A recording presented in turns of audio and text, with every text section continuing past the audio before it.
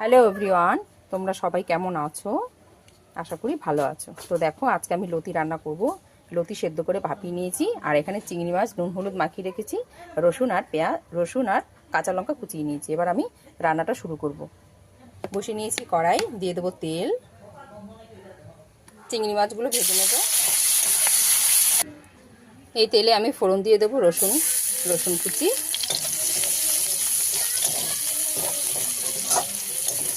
ভাজা হয়ে গেছে, এবার আমি সেদ্ধ করা লতিগুলো দিয়ে দেবো।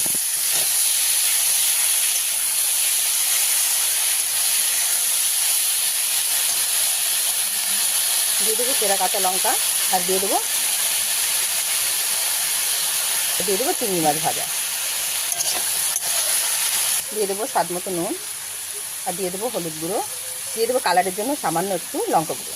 দেবো সামান্য চিনি। তোমরা কারা কারা এইভাবে লতি রান্না করে খেয়েছো চিংড়ি মাছ দিয়ে, আমাকে কমেন্টে অবশ্যই বলবে। ভালো লাগলে লাইক, কমেন্ট, শেয়ার আর সাবস্ক্রাইব করে আমার পাশে থাকবেন বন্ধুরা। দেখো বন্ধুরা, লতি রান্না আমার একদম রেডি। এবার আমি নামিয়ে নেব।